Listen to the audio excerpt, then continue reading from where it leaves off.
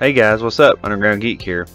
My wife was watching the Olympics earlier, figure skating she was watching, and I think the American team had like Coldplay that they were listening to as they were dancing, and now it's stuck in my head.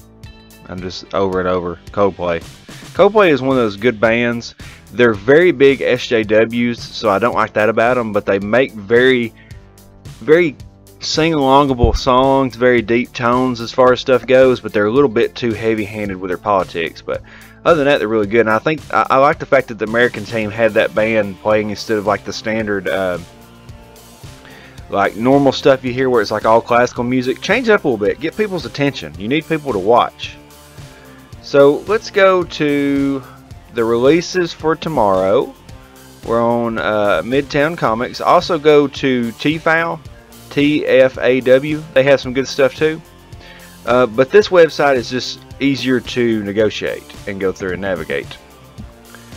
Let's see here. Alright, so I've already ordered mine just because I was, trying to get it before they all ran out.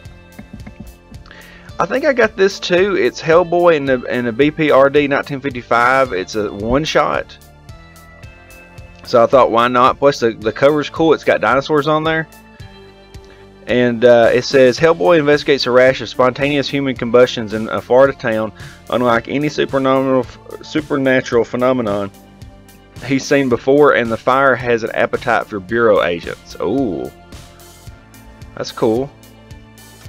Vinegar Teeth already has number 2 coming out. I guess it's a bi-monthly.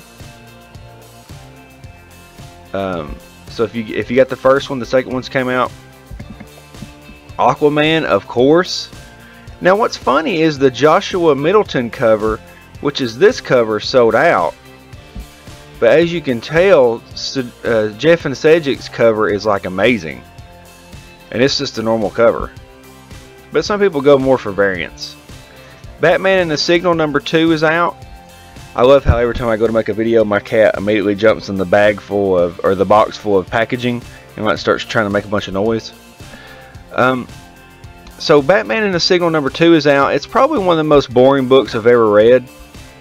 Basically, it was just the whole time Batman was just telling Duke how great he was, and then Duke was just telling himself how great he was. So it was kind of stupid. But the second one's out if you want it. So they also have Batman Sins of the Father. They did a variant cover for that one. It's a really boring comic book. Batman Teenage Mutant Ninja Turtles 2 number 4 is out. It's a pretty good series. I like it. It's just standard good action with cameos between the characters. And then we're going to have a souped up Donatello apparently that's basically like Bane. So that's going to be kind of cool. And then we've got Batman number 41. If you know anything about me, you know I like Batman number 41. And this one's got an Oliver Coipel cover. So why not? I mean, look at that cover. It's sweet. It's sweet, man. Sweet. Okay, so Batwoman's out. I've been reading Batwoman, but it really doesn't get my attention. I'm kind of just reading it to read it. They have Milk Wars Part 4 coming. And this is Cave Carson has a cybernetic eye Swamp Thing special. And so Swamp Thing has detected disturbance in the green, and his hunt for it has led him to Retco headquarters. There he finds Cave Carson and his crew struggling against being assimilated into Retco's diabolical narrative. I love how they started using that word narrative and everything now. We have I better not forget this. Brave and Bold Batman and Wonder Woman number 1. Liam Sharp did the art for it, and he's very nice on Twitter, which is a plus. His nickname's like Sharpie or whatever, because his last name's Sharp. That's awesome. He says, don't miss the start of a new 6-issue miniseries written and illustrated by Liam Sharp, who did Wonder Woman. When a Celtic god's murder leads to a war between the fairy folk and a possible breach between worlds, Wonder Woman must find the murderer and keep the peace while Batman investigates strange occurrences in Gotham City. As Deanna must turn to the world's greatest detective for help, the two heroes quickly learn their cases may be connected. Does that not sound like an awesome comic? I mean, great description, by the way, too. Let's see. Damage number 2 is out. I liked Damage number 1. It wasn't necessarily the best book. It was kind of like an alternative to the Hulk slash Grundy. And then in this issue, we've got straight into Suicide Squad trying to take him down. So let's see how he does against that crew. It's not the normal Suicide Squad, so that's kind of cool. Okay, so I don't read Future Quest, though I hear it's good. Green Lanterns with Team Seeley is coming out. It's been good, but they've started this new arc where it's like a superhero dating app, and then shocker, they're capturing all the superheroes, which they've done that like 5 times, so I was like, eh.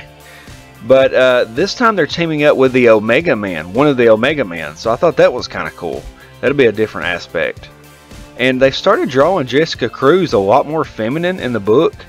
So I don't know why they're doing that unless they're doing it because of the love story and stuff. They started not only drawing her feminine, but making her a lot more like guy crazy, where she's constantly talking about different men and stuff. So I don't know. That's kind of, it's peculiar why they started doing that. But all right. So now I haven't been reading Injustice 2, but I read like a preview of one of the issues where they're fighting this big android guy, and it seems really, really good. Like you've got. It says, as Amazo battles Zod, Batman hurries to save a dying ally, but in order to save one friend, will he have to kill another? Both alternatives could lead to the resurrection of a forgotten hero from the past. So it seems like that's getting pretty cool, and I think the last issue I read is where Batman, Superman, and Wonder Woman, when you know they all hate each other on Injustice, have teamed up against that big Amazo, because he's like super strong. Justice League with Christopher Priest has always been good. It's kind of like that. It's always been just above average. You know, like not amazing, but just above average. Super Sons. Love Super Sons. Let's see. This cover I think looks pretty good. Peter Tomasi's doing this, and he's also doing Superman. So there's no shocker why that's so good. And then there's Superman.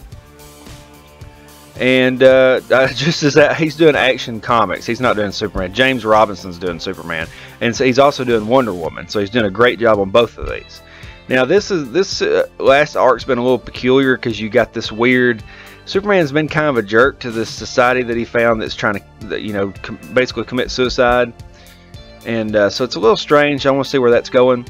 Trinity has been very fun because basically you got the big three. And they're together on a team, just kind of going on different adventures. This time they're in like basically the Savage Land, but the DC's version, and they're fighting dinosaurs, and they're teaming up with an old ally. So pretty cool. Wonder Woman, Conan, no thanks.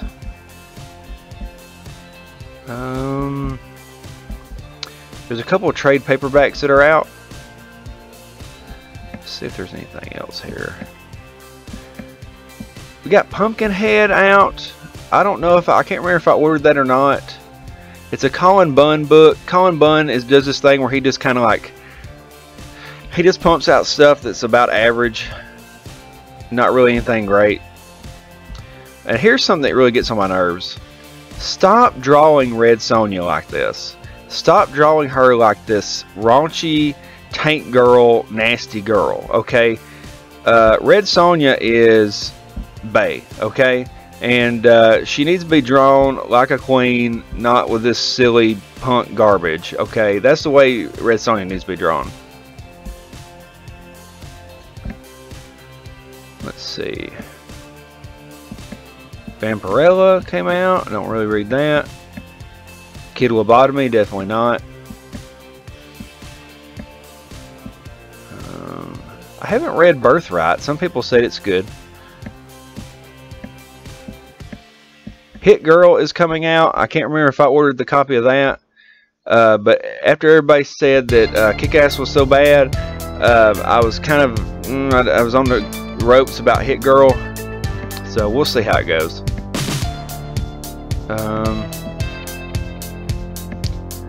Some people say Maestros is good. Some people like Monstrous. I tried reading Monstrous and it felt like a, you know, kind of like an anime or a manga, I mean, but it didn't really hold my attention. So I kind of moved on. But I may get back into it and read a little bit more. I'm so surprised that Chip Zdarsky's Sex Criminals is still going. It's on issue 22, which is shocking to me. But some people like it. Amazing Spider-Man 796, we're getting ever so closer to Dan Slott finally leaving the series. Astonishing X-Men, definitely read that with Charles Soule. It is great. And it makes me feel better about getting the Thunderbolts. I bought a bunch of random Thunderbolts issues, and some of them were done by Charles Soule, just because I really like Agent Venom. And so if he did that as well as he did this series, then I gotta say it's pretty good. You got the Black Panther annual, no thanks. Let's see. Incredible Hulk, no thanks. It's not the Incredible Hulk. It's something else. Infinity Countdown, some people is like that. So you may want to check that out. To me, it just looks stupid. But, yeah, teach their own. Monsters Unleashed is a really good series for kids. So if you want a Marvel book for kids that they will like, you need Monsters Unleashed. Basically, giant monsters team up with this little boy that he creates once he draws them. I mean, it's every boy's fantasy at that point. Garth Ennis, the guy that did Punisher Max, is doing Punisher Platoon. He's on issue 6. They're saying it is just as good as that series, so definitely check that out. We got Tales of Suspense, issue 102 by Matthew Rosenberg. I think I'm the only one in all of Twitter that likes this book. I just do. I'm sorry. I'm sorry that I like this book, but it's good. Okay. We've got Venom. I love me some Venom. Definitely check that out. He's on X-Men Blue right now. And but this is his own book, but it's a tie into the X-Men Blue series. They're fighting poisons once again.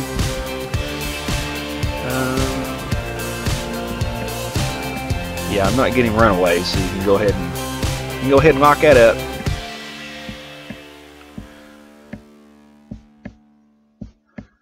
I know you guys are going to get Fence issue 4. I know y'all are just ready to go with that. Look at that. Doesn't that look so interesting?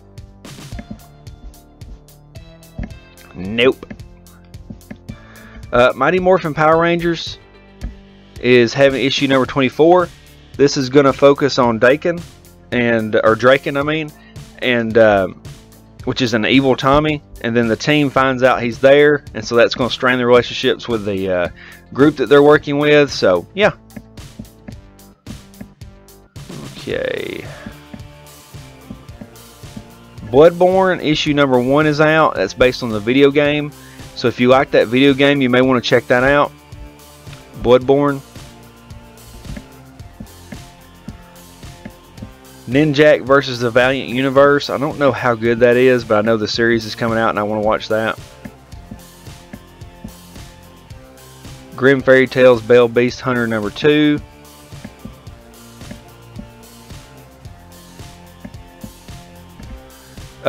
Musketeers is out. That's another Grim Fairy Tales. It's basically 3 women teamed up, and so we'll see how that goes. You know, Grim Fairy Tales is very good about just drawing hot women and then making standard stories that kind of go along with them after they design the hot women. So we'll see how that is. And I guess that's it. Let me know if I missed anything. Hit the like button, hit the subscribe button. What in the world is this mess? Ooh, child. Every day, Warren Craighead draws and shares grotesque portraits of Donald Trump and his minions. Trump Volume 1 collects the first 6 months. This is like the collection of a mentally unstable person's drawings put in a book. And it's a hardcover for $21. What the F, guys? Oh my God. I'm going to find that guy now. Warren Craighead. He's probably got me blocked on Twitter. What in the world? But anyway, hit the like button, hit the subscribe button. I hope you like this video. I do this for you guys' benefits to help y'all find good books. And every now and then you find something like that book, Trump. But alright guys, have a great day. I'm going to do some more videos later on today, but see you guys later. Underground Geek out.